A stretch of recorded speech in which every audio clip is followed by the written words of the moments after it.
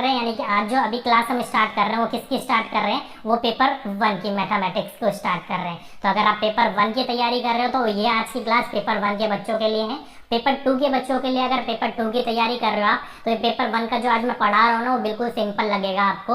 अगर जिसको नहीं आता है तो उसको थोड़ी सी कठिनाई आ सकती है, लेकिन जिसको थोड़ा मैथ समझ में आता है वो बिल्कुल ईजी क्लास लगेगी आपको। ओके, बिल्कुल सिंपल वे में समझाऊंगा, बेसिक तरीके से भी और आपको ट्रिक के माध्यम से भी, आपको जिस अकॉर्डिंग अच्छा लगता है उस अकॉर्डिंग आप इस चीज को कर सकते हो। ओके, तो चलिए आज की क्लास हम स्टार्ट करते हैं पेपर 1 के लिए। ध्यान रखिएगा जो सिलेबस लिखा मैं इस अकॉर्डिंग पेपर 1 नहीं पढ़ाऊंगा, पेपर 2 को सिलेबस अकॉर्डिंग पढ़ाऊंगा, लेकिन पेपर 1 को ऐसे नहीं पढ़ाऊंगा। क्यों? क्योंकि अगर आप सिलेबस देखोगे ना तो आपको कुछ समझ में नहीं आएगा। अगर आप प्रीवियस ईयर पेपर उठाकर देखोगे तो क्वेश्चंस बिल्कुल ही अलग पूछे गए हैं। तो हमें वैसे पढ़ना है जिससे हमारी क्या हो, पेपर 1 का बिल्कुल कंप्लीट हो जाए। सिलेबस जिस अकॉर्डिंग होता है उस अकॉर्डिंग ना करके हम एग्जाम पैटर्न के अनुसार करेंगे कि एग्जाम में किस प्रकार के क्वेश्चंस पूछे जाते हैं और किस प्रकार से आपके क्वेश्चंस कंप्लीट हो सकते हैं। ओके, तो बिल्कुल ऐसे तरीके से समझाऊंगा जाके आपका भी काम बन जाए। और सिलेबस का कोई रोल नहीं है यहाँ पर पेपर 1 के लिए, वो नाम का सिलेबस। अगर बुक्स ढूंढोगे तो पेपर 1 के लिए आपको बुक्स नहीं मिल पाएंगी। ओके, लेकिन मेरे पास 2011 से लेकर 2019 तक के पूरे पेपर पड़े हुए हैं, जो क्वेश्चंस पूछे जा चुके हैं और उससे रिलेटेड किस किस प्रकार के क्वेश्चंस पूछे जाते हैं वो भी मैं आपको करवाते हुए चलूंगा। तो उसकी टेंशन मत लीजिएगा कि सर केवल वही करवा रहे हैं जो पेपरों में पूछे जा चुके हैं, नहीं, उससे रिलेटेड से जितने क्वेश्चंस पूछे जा सकते हैं वो सब करवाता हुआ चलूंगा। ओके, तो जैसे कि आपका पहला, ये क्वेश्चन नहीं है, ध्यान रखिएगा, जो भी आपके सामने चीजें आएंगी वो सारे के सारे टाइप्स होंगे। तो ये आपका क्वेश्चन आज का है पहला टाइप, जो कि लिख रखा था आपका find the number of factor. ध्यान रखिएगा, find the number of factor किस चीज के, वो 210 के, 210 के। तो बोल रखा है हिंदी में, जैसे आप गुणनखंड बोलते हो कि 210 के कुल गुणनखंड कितने हैं। तो गुणनखंड अगर आपको पता है, फैक्टर्स पता है, सिंपल होता है निकालना, तो आप इस चीज को सॉल्व कर सकते हो। आपके सामने ऑप्शन है, तो चलिए इसको एक बार सॉल्व करके देखते हैं कैसे हो सकता है सॉल्व। तो आप सभी को पता है गुणनखंड यानी कि आपका एलसीएम किस प्रकार से निकाला जाता है। तो 210 का एलसीएम लेंगे हम, तो ये आपका एलसीएम कुछ इस प्रकार से आएगा। तो इसको बिल्कुल बच्चों की तरह काटते हैं। तो देखो 2 से काटोगे आप 210 को, तो ये कितने पे जाएगा, 2 एकम 2, 0 और 2 पंजे 10। तो 105 को अगर हम 2 से मल्टीप्लाई करेंगे तो 210 आएगा। ठीक है, ये थोड़ा सा जो स्टेलर से काम कर रहा हूँ, मतलब एक डिजिटल पेन आता उससे, मैंने इससे पहले इसका इस्तेमाल नहीं करा, इसलिए थोड़ी सी जो वर्डिंग है वो ओडी टेढ़ी सी दिख रही होगी। धीरे धीरे जैसे प्रैक्टिस हो जाएगी, जैसे कि अगर आप पहली बार ब्लैक बोर्ड पे लिखते हो तो टेढ़ा मेढ़ा लिखा जाता है ना, उसी प्रकार से ये है। धीरे धीरे प्रैक्टिस हो जाएगी, आपको सारी चीजें सही दिखने लग जाएगी। ओके, तो ये आपका कट जाएगा, तो 105 से कटेगा। आगे जाकर इसको हम 3 से काटें तो 3 से कितना कटेगा, ये 3 तिया 9 और 3 पंजे 35 और 3 पंजे 15, क्योंकि एक बच गया 15 गया यहाँ पर। चलिए 35 है, तो 35 को काटोगे आगे तो किससे काट सकते हो आप, 5 से काट सकते हो। तो 5 सत्ते कितना हो गया, 35 हो गया। अब ये बचा कितना, 7, तो इसको काटेंगे हम 7 से, तो 7 एकम 7। तो देखो हमारे पास क्या आया, वो आया हमारे पास, देखो 2 इंटू 3 इंटू 5 इंटू 7, ये आया हमारे पास। ये इसको पूरा एलसीएम को सॉल्व करने के बाद तो 2 इंटू 3, 5 और 7 ये आया हमारे पास। लेकिन फैक्टर निकालने हैं, ध्यान रखिएगा क्या बोला इसने, गुणनखंड निकालने हैं। तो देखो 2 कितनी बार आया, वो 2 एक बार आया है, एक बार ही आया, बाकी 2 तो है नहीं। जितनी बार भी आया ना उसका 1 ज्यादा करके लिख दो इसकी पावर। तो 2 एक बार आया तो हम इसको 2 पावर लिख देते हैं। 3 एक बार आया, इसकी भी पावर 2 लिख देते हैं। 5 एक बार आया, इसकी भी 2 बार लिख देते हैं। 7 एक बार आया, इसकी भी पावर 2 बार लिख देते हैं। ओके, जितनी बार भी आया हो ना उससे 1 ज्यादा करके लिख देना है हमें। दोबारा बताता हूँ मैं आपको, 210 जो भी दे रखा है उसका आपको एलसीएम निकालना है। एलसीएम निकालने के बाद जो भी वैल्यू आएगी उसको बगल में लिख लो, जो भी उसकी पावर है। जैसे कि 2 एक बार आया हो तो उसको 2 लिख दो, 3 एक बार आया तो उसको 2 लिख दो, 5 एक बार आया तो 2 लिख दो, 7 एक बार आया तो 2 लिख दो। अगर यहीं पर ही 7, जैसे कि ये आपका कटता नहीं तो 7 एक बार और आ जाता, तो 7 यहाँ पर कितने हो जाते, वो 2 हो जाते। तो हम यहाँ पर 7 की पावर क्या लिख देते, 1 बढ़ाकर लिख देते, 3 लिख देते। ओके, अब क्या करना है आपको, जो भी हमने पावर लिखी है उसको आप मल्टीप्लाई कर दो। तो इनसे हमें कोई मतलब नहीं है, 2, 3, 5, 7 ये भूल जाइए। हमारे पास क्या क्या आया, वो 2 से आया, फिर 2, फिर 2, फिर 2। अगर आप इसको सॉल्व करोगे तो 2 दूनी 4, 4 दूनी 8 और 8 दूनी 16। तो नंबर ऑफ फैक्टर कितने हो गए, कुल गुणनखंड कितने हो गए, वो 16 हो गए। तो 210 के कुल गुणनखंड कितने हो जाएंगे, 216। ऑप्शन नंबर 4 इसका बिल्कुल सही आंसर है। ओके, दोबारा एक बार समझा देता हूं मैं आपको। क्या बोल रखा है कि 210 के कुल गुणनखंड यानी कि नंबर ऑफ फैक्टर बताने हैं आपको, तो एलसीएम जैसे लेते हैं वो तो आप ले सकते हो। जोन सी वैल्यू आई है 2 3 5 7, वो आप यहाँ पर लिख लो 2 3 5 7। जितनी बार है उससे एक ज्यादा लिख लो। 2 एक बार था तो मैंने उसकी पावर 2 लिख दी, 3 एक बार था उसकी पावर 2 लिख दी, 5 एक बार था तो 2 लिख दी, 7 एक पावर थी तो 2 लिख दिया। जितना भी हो उससे एक ज्यादा लिख दो। अगर 5 3 बार था तो 4 लिख दो, अगर 5 5 बार हो तो एक ज्यादा लिखकर 6 लिख दो। और जितनी पावर है उन पावर को मल्टीप्लाई कर दो आपस में। तो यहाँ पर सबकी पावर 2 2 थी तो सबको मैंने मल्टीप्लाई कर दिया और आंसर क्या आ गया हमारा 16 आ गया। ओके, तो इस तरीके से आप निकाल सकते हो नंबर ऑफ फैक्टर, कुल गुणनखंडों की संख्या। ओके, पहला क्वेश्चन आपका इस तरीके से पूछा जाता है। इसी में आपका एक और क्वेश्चन पूछ लिया जाता है जो कि आपके सामने ये रहा। क्या बोल रखा है, देखो यहाँ पर अब क्वेश्चन चेंज कर दिया इसने। क्या बोल रखा है कि find the sum of factor बोल रखा है 210 का। क्वेश्चन वही है आपका कि यहाँ पर, लेकिन आपको यहाँ पर क्या निकालना है, गुणनखंडों का योग निकालना है। पहले आपको गुणनखंड निकालना था, अब इस बार आपको गुणनखंडों का योग निकालना है। ध्यान रखिएगा, जो चीज बोल रखी है उसी अनुसार से लिखेंगे हम। ओके, तो दोबारा अब इसका एलसीएम लोगे तो एलसीएम तो हमें अब वही पता है, लेकिन चलो दोबारा ले लेते हैं। हमें तो पता है 210 का एलसीएम क्या है, अभी तो लिया था हमने। ठीक है, दोबारा ले लेते हैं 210 का एलसीएम। तो 2 से काटोगे तो 105 आया था, फिर हमने 3 से काटा था तो कितना आया था वो, तो 3 3 9 और 3 5 15। फिर हमने किससे काटा था, 5 से, फिर 5 7 35 और फिर हमने किससे काटा था वो 7 से। ठीक है, ये आ गया था हमारा पूरा एलसीएम। अब यहाँ पर जो वैल्यू आई है जैसे कि 2 × 3 × 5 × 7, ये वैल्यू आई थी। अब यहाँ पर देखो इसने जो भी वैल्यू है ना उसकी पावर बढ़ाकर -1, जैसे ये है पूरा ये आया। अब कुल योग निकालना हमें, तो क्या करना है हमें, 2 की पावर, ध्यान रखिएगा जितना है उससे 1 बढ़ाकर लिखना है। 2 की पावर 2 लिख दी, इसमें से -1 कर दो। क्या बोल रखा है, जो मैं बोल रहा हूँ वो ध्यान रखिएगा, ट्रिक है ये। 2 की पावर 2 लिख दो, यानी कि 1 ज्यादा लिखनी है आपको। 2 एक बार था तो हमने उसकी पावर 1 बढ़ाकर लिख दी। ठीक है, अपॉन में फिर क्या करो, दोबारा वही लिख दो जो संख्या है, 2 में से 1 घटा दो। ठीक है, आगे करो। आगे क्या बोल रखा है, 3 की पावर क्या लिख दो, 2, 1 बढ़ाकर उसमें से क्या करो, 1 माइनस कर दो। अपॉन में 3 - 1, फिर मल्टीप्लाई में 5 की पावर 2 है, 1 उसमें से घटा दो। अपॉन में क्या करो, 5 - 1, फिर मल्टीप्लाई 7 की पावर 2 -1 अपॉन में 7 - 1, ऐसे कर लो। ठीक है, पूरी वैल्यू निकल ली। ध्यान रखिएगा गुणनखंडों का योग निकालने का तरीका है। पहले हमने गुणनखंड निकालने सीखे, अब गुणनखंडों का योग निकालना सीख रहे हैं।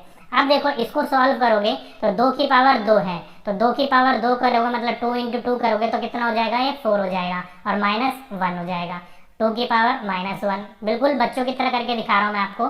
3 तिया 9, 3 की पावर 2 है, 3 तिया 9, 9 - 1 अपॉन में 3 - 1, फिर मल्टीप्लाई में 5 की पावर 2 है तो 25 हो जाएगा, 5 × 5 = 25 -1 अपॉन में 5 - 1, गुना में 7 की पावर क्या है 2, 7 7 49 -1 अपॉन में 7 की पावर 1 -1।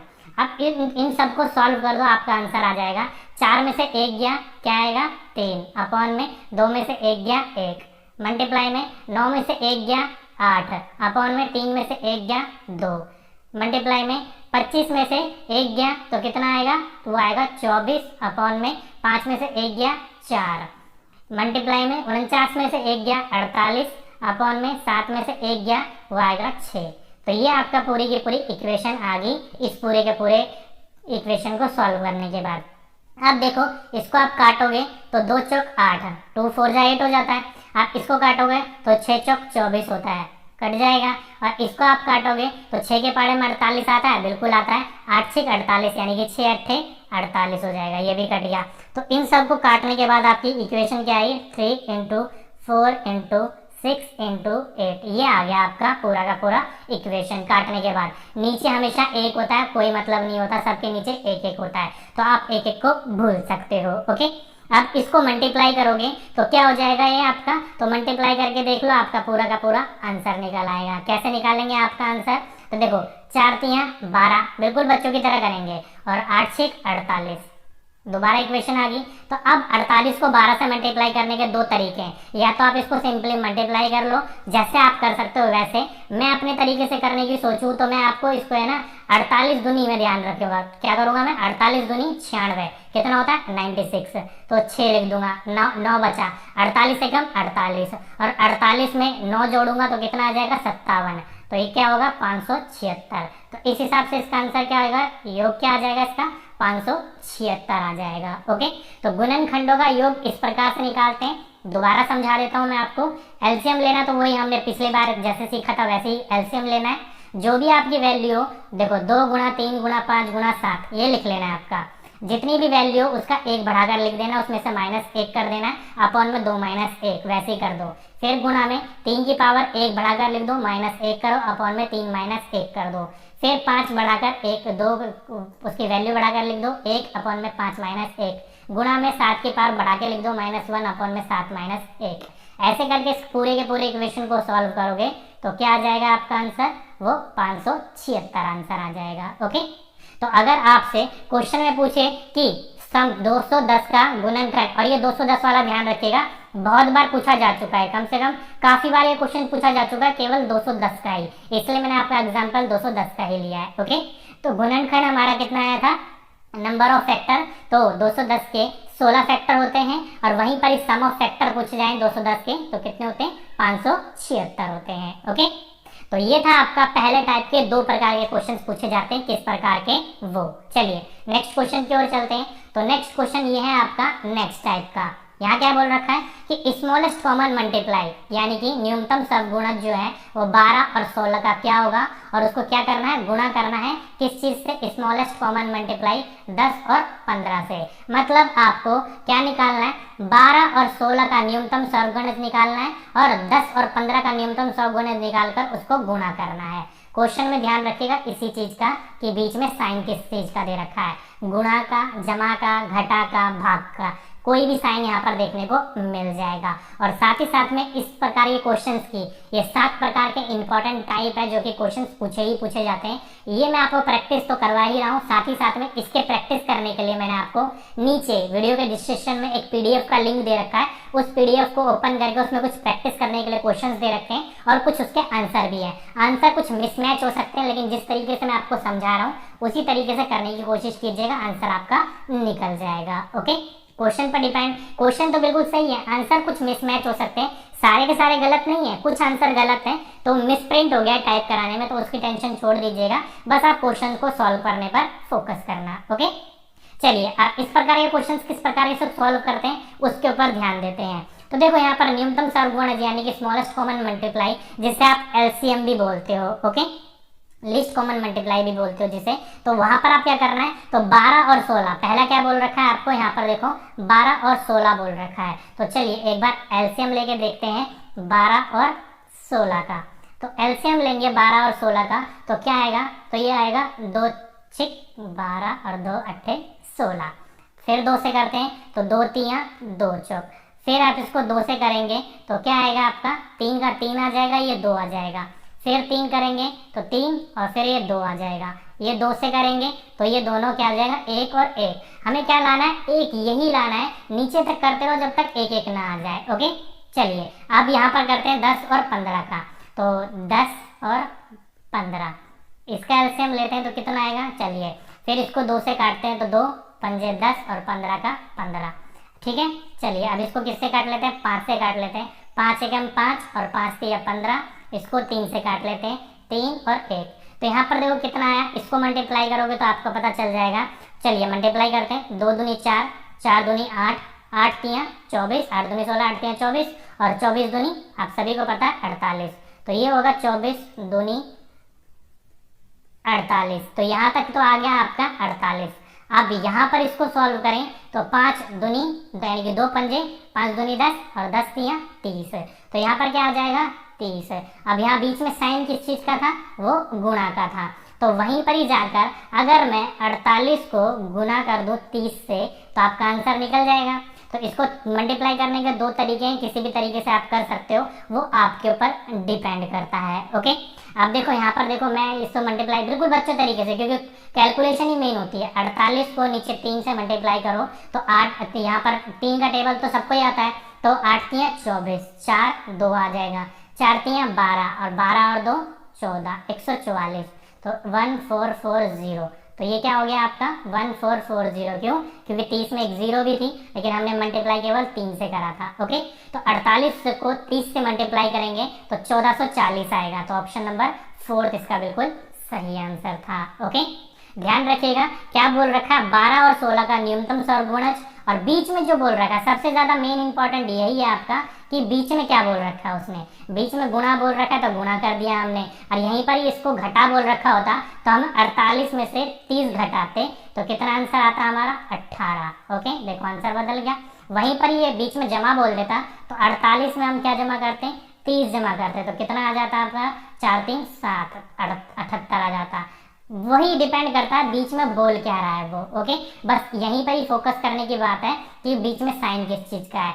तो हमेशा यहाँ पर ये वैल्यू चेंज करता रहेगा।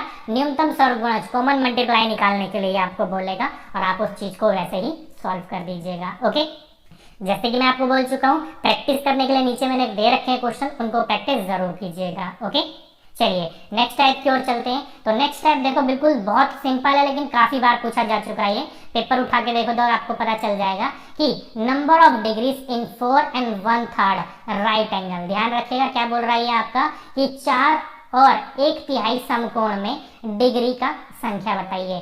सबसे पहले तो आपको पता होना चाहिए कि समकोण, जो समकोण होता है उसमें कितना डिग्री होता है। तो समकोण जो होता है, राइट एंगल जो होता है वो 90 डिग्री का होता है। ये सभी को आपको पता होगा। जो कि एंगल कैसे बनता है, उसका एंगल इस प्रकार से बनता है, जो कि कितने का होता है, वो 90 डिग्री का होता है। तो यहाँ पर क्या बोल रखा है आपका 4 और 1/3 समकोण का। तो सबसे पहले 4 समकोण ले लेते हैं हम, क्योंकि 4 और 1/3 बोल रहा है। तो 90 को अगर हम 4 बार मल्टीप्लाई कर दें, क्योंकि 4 समकोण बोल रहा है वो, तो आपको पता चल जाएगा। तो 4 में कितना हो जाता है 36, आप सभी को पता है 360। तो 4 समकोण कितने हो जाएंगे 360 डिग्री हो जाएगा। और 1/3 समकोण, तो 90 का अगर हम 1/3 कर दें तो आंसर आ जाएगा। तो 3 3 9 30, तो 1/3 90 का 1/3 कितना हो जाता है, वो 30 हो जाता है। आप सभी को मैंने सॉल्व करके भी दिखा दिया। तो 360 में अगर हम 30 जोड़ेंगे तो कितना आ जाएगा, तो 390 आ जाएगा। तो 4 और 1/3 समकोण की वैल्यू कितनी आ जाएगी, 390 डिग्री आ जाएगी। मतलब ऑप्शन नंबर 2 इसका बिल्कुल सही आंसर था। ध्यान रखिएगा यहाँ पर जो डिग्री है ना, वो डिग्री ही चेंज कर दिए। समकोण लिख रखा था, राइट एंगल लिख रखा था, यही आपको देखने की जरूरत है कि उसने एंगल क्या लिख रखा है। और साथ ही साथ में यहाँ पर क्या लिख रखा है 4 और 1/3। अब यहाँ पर 1/3 की जगह यहाँ पर आधा लिख देता तो हम 90 का क्या करते हैं, आधा करते हैं। यानी कि 90 का अगर हम आधा करेंगे तो 90 को काटेंगे तो कितना आएगा 45।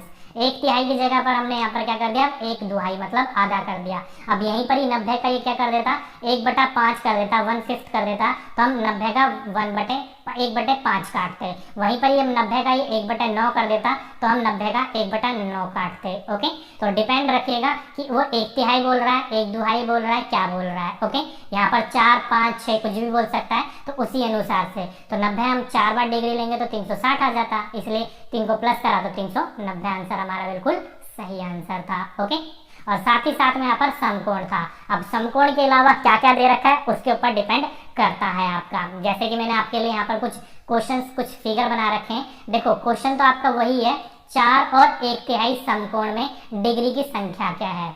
अब यहाँ पर देखो कुछ एंगल मैंने आपके लिए बना रखे हैं, और इस एंगलों से कई बार क्वेश्चन पूछ से जा सकते हैं। किस किस से पूछे जा सकते हैं वो मैं आपको बता देता हूँ।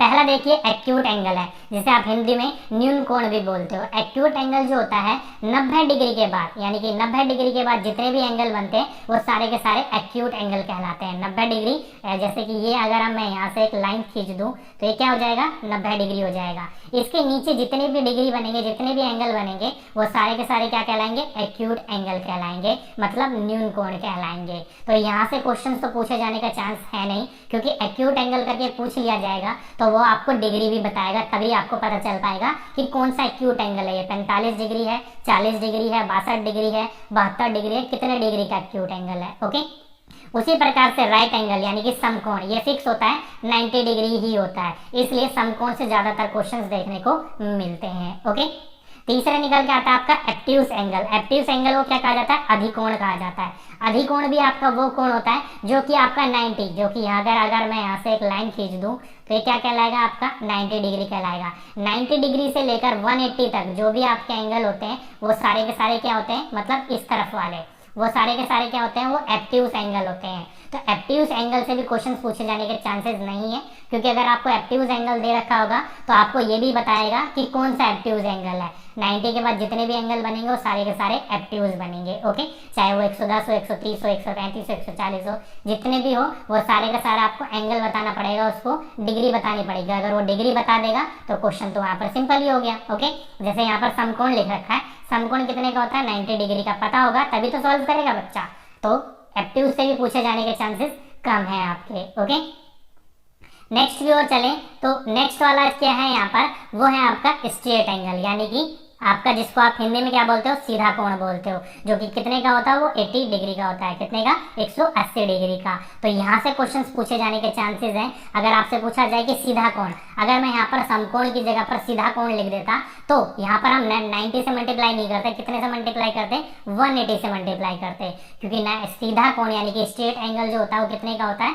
180 का होता है। ओके, जो डिग्रियां बता रहा हूँ वो ध्यान रखिएगा। एक राइट एंगल से क्वेश्चन पूछा जा सकता है, एक स्ट्रेट एंगल से पूछा जा सकता है। नेक्स्ट हो जाता है आपका रिफ्लेक्स एंगल। अब रिफ्लेक्स एंगल को इंग्लिश में, हिंदी में पलटन एंगल भी बोला जाता है, जो कि 180 डिग्री के बाद जो भी एंगल बनता है वो क्या कहलाता है? आपका रिफ्लेक्स एंगल बनता है। जैसे कि आपका 200 हो गया, 240 हो गया, 245 हो गया, जो भी बनेगा वो रिफ्लेक्स एंगल बनेगा। ओके, पलटन आपका कोण बनेगा। तो यहाँ से भी क्वेश्चन पूछे जाने के चांसेस बहुत कम है। पूछेगा तो आपसे डिग्री लिखकर पूछेगा, डिग्री देकर पूछेगा, और डिग्री दे दिया तो क्वेश्चन तो वैसे ही आधे से ज्यादा सॉल्व हो गया। ओके, और लास्ट आता है आपका कंप्लीट एंगल, जिसे संपूर्ण कोण भी हिंदी में कहा जाता है, जो कि कितने का होता है? 360 का होता है। अगर मैं यहाँ पर समकोण की जगह पर और कुछ लिख देता, जैसे कि मैंने अभी आपको बोला कि यहाँ पर मैं समकोण की जगह पर क्या लिख देता, वो मैं आपका लिख देता संपूर्ण कोण या आपका कंप्लीट एंगल। तो यहाँ से हम किस चीज से मल्टीप्लाई करते? वो 360 से मल्टीप्लाई करते। ओके,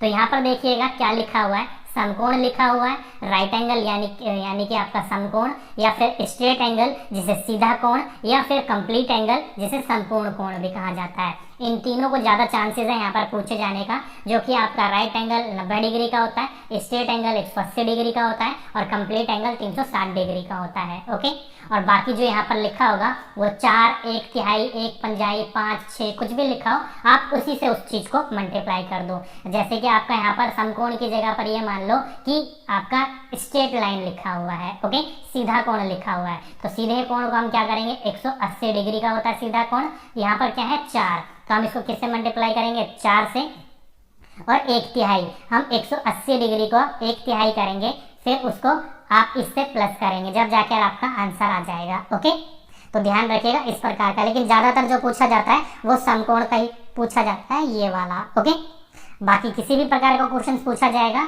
तो मैंने आपको वो भी प्रैक्टिस करवा दिया है, वो भी बता दिया है मैंने आपको। ओके, चलिए नेक्स्ट क्वेश्चन की ओर चलते हैं।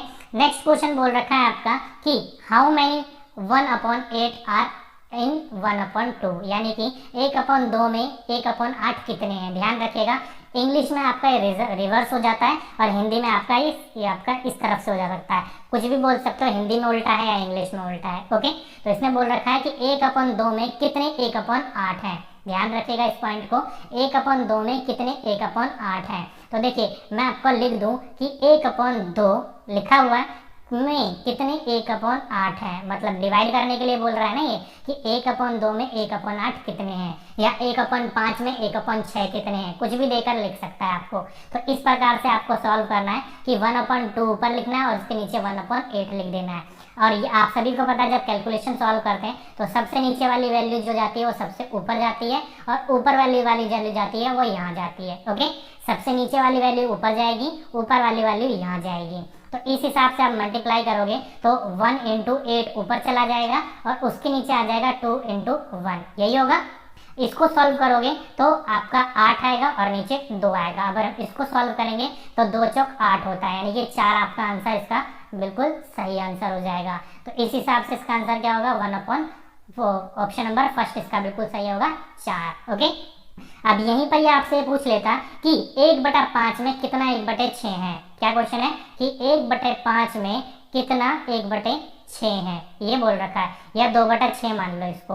तो सबसे नीचे वाला आपका सबसे ऊपर जाएगा और ये 2 आपका नीचे जाएगा। तो 6 कम 6 हो गया और 5 दूनी 10 हो गया। इसको काटोगे आप तो 2 तिया और 2 पंजे 10 हो गया। तो आंसर क्या निकल के आया आपका 3/5। ओके, तो ध्यान रखिएगा पूछा क्या है उसने कि आपका कितने में कितना है। 1/2 में अगर 1/8 पूछा है तो ऊपर तरीके से, बाकी नंबर चेंज होते रहते हैं, नंबर के हिसाब से देख लीजिएगा कि किस प्रकार से क्वेश्चन आपका पूछा जा चुका है। ओके, चलिए नेक्स्ट क्वेश्चन, नेक्स्ट टाइप की ओर चलते हैं। इंपॉर्टेंट टाइप है और ये सारे के सारे प्रैक्टिस, एक एक क्वेश्चंस करवा रहा हूँ मैं आपको और उससे रिलेटेड जितने क्वेश्चंस बन सकते हैं वो भी करवाते हुए चल रहा हूँ। प्रैक्टिस करने के लिए नीचे डिस्क्रिप्शन में मैंने दे रखी है वीडियोस, मतलब पीडीएफ, उसको जरूर प्रैक्टिस करके देखिएगा। ओके, नेक्स्ट क्वेश्चन बोल रखा है कि what time is 4 hours 59 minutes before 2:58 PM, यानी कि 2:58 से 4:59 पहले क्या समय है।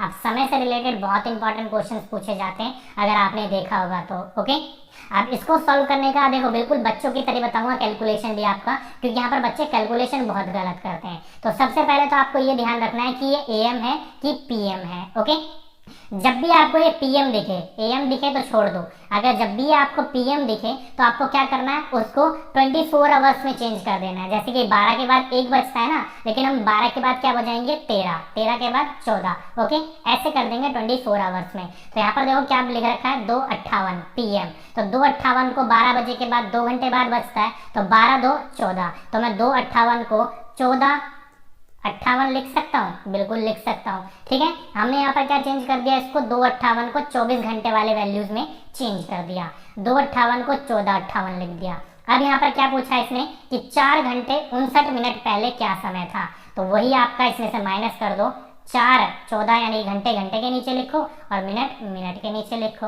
ओके, तो यहाँ पर क्या बोल रखा है इसने 14:58 यानी कि 2:58 पर उससे 4:59 पहले क्या समय था। तो इसमें से अगर आप ये माइनस कर दोगे तो आंसर आ जाएगा, लेकिन आप सभी को पता है 58 में से 59 तो नहीं कट सकता, तो आप इसको काटने के लिए क्या करना पड़ेगा, इसको इससे हासिल देना पड़ेगा, वैल्यूज देनी पड़ेगी।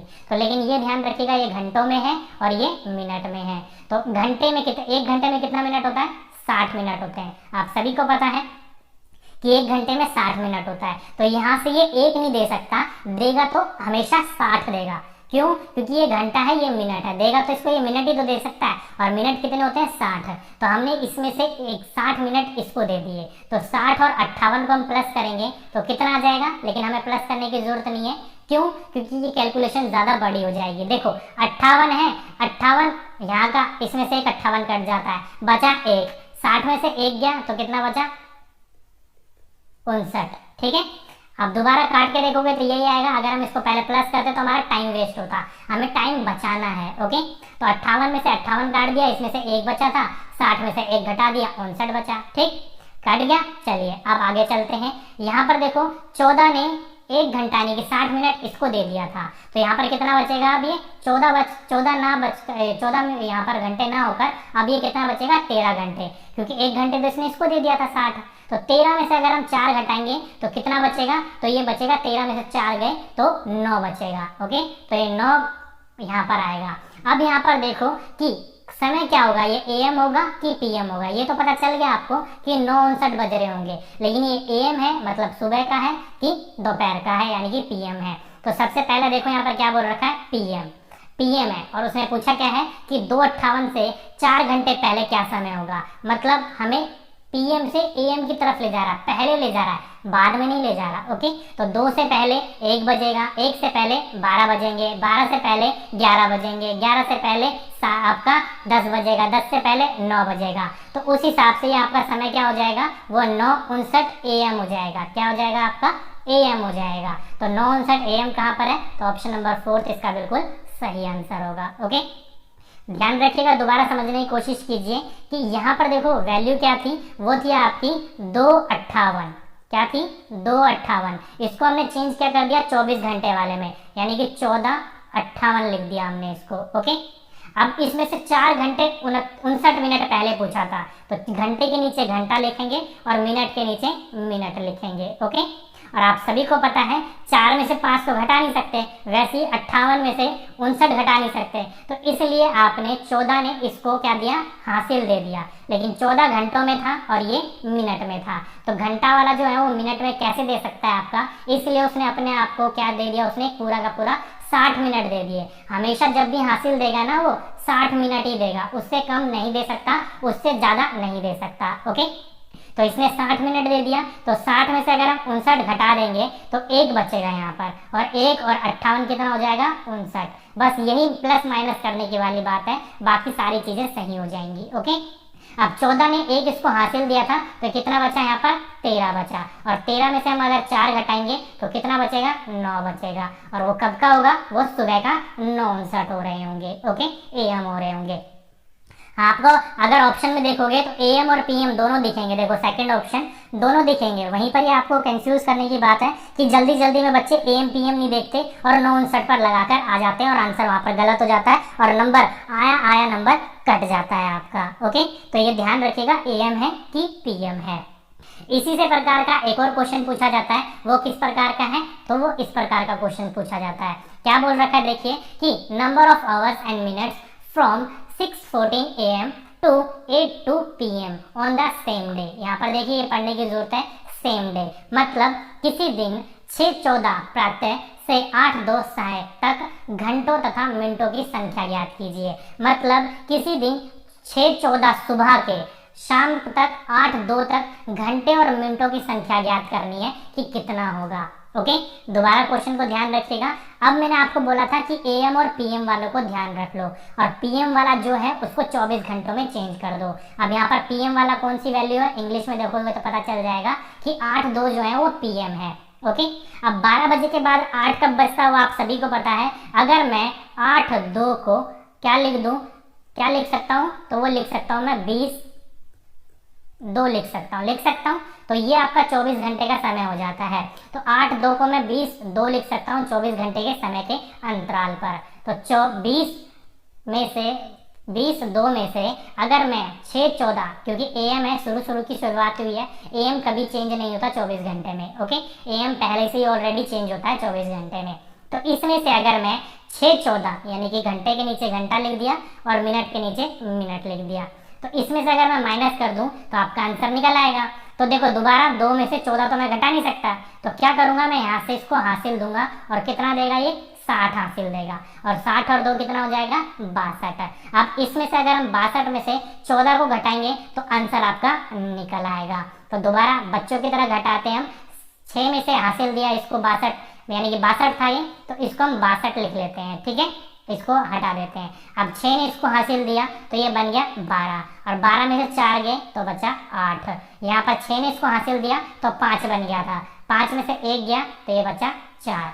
तो 62 में से 14 घटाएंगे तो 48 बचेगा। ओके, अब आगे चलते हैं 20 और 6, 20 में से 6 जाएगा तो कितना बचेगा, तो इसने हासिल दे दिया था, ध्यान रखिएगा, कंफ्यूज मत होइएगा। अब ये 20 ना रहकर कितना बचेगा, वो 19 बचेगा। क्यों, क्योंकि 1 घंटा इसने हासिल दे दिया था। ओके, तो 19 में से अब आपको 6 घटाना है। ओके, इंपॉर्टेंट क्वेश्चन है, ध्यान रखिएगा, कई बार ये पूछा जा चुका है। तो 19 में से 6 गया तो कितना बचा, 13। तो 13, अब यहाँ पर ध्यान रखिएगा क्या हो गया आपका, ये 13 48 हो गया। अब यहाँ पर ध्यान रखिएगा, सुबह 6:14 से लेकर शाम को 8:02 तक कितने हो गए, तो 13 घंटे 48 मिनट हो गए, और यही इसने पूछा था कितने घंटे और कितने मिनट हो जाएंगे। तो ऑप्शन नंबर 4 इसका बिल्कुल सही आंसर होगा, 13 घंटे 48 मिनट। ओके, दोबारा क्वेश्चन को ध्यान रखिएगा, जो भी संख्या PM वाली होगी उसको आपको क्या चेंज करना है, 24 घंटे में चेंज करना है, जो कि 8:02 को मैं क्या लिख सकता हूँ, 20:02 भी लिख सकता हूँ। ओके, तो 20:02 में से 6:14 घटाओगे तो आपका क्या आएगा, 13 घंटे 48 मिनट आएगा। और वही आपसे पूछ रखा था कि कितने घंटे और कितने मिनट बचे हैं, या कितने घंटे कितने मिनटों की संख्या होगी। ओके, अब यहाँ पर देखो क्वेश्चन एक और ध्यान रखने की बात है कि उसने क्या बोल रखा था इंग्लिश में, वो बोल रखा था सेम डे। ओके, अगर सेम डे की जगह यहाँ पर लिख देता वो नेक्स्ट डे, क्या लिख देता, नेक्स्ट डे, तो आप इसमें 13 घंटे 48 मिनट में 24 घंटे और प्लस कर देते। क्यों? क्योंकि नेक्स्ट डे का पूछा है। एक दिन में हमारा कितने घंटे होते हैं? 24 घंटे। अगर वो लिख देता डे आफ्टर टुमारो तो वहां पर क्या लिखना होता आपको? 48 घंटे, क्योंकि डे आफ्टर टुमारो मतलब परसों, 48 घंटे हो जाते हैं 2 दिन में। ओके, तो जितने वो बोल रहा है ना, यहाँ पर इसने बोल रखा था सेम डे, यानी कि उसी दिन का, इसलिए हमने प्लस नहीं करा।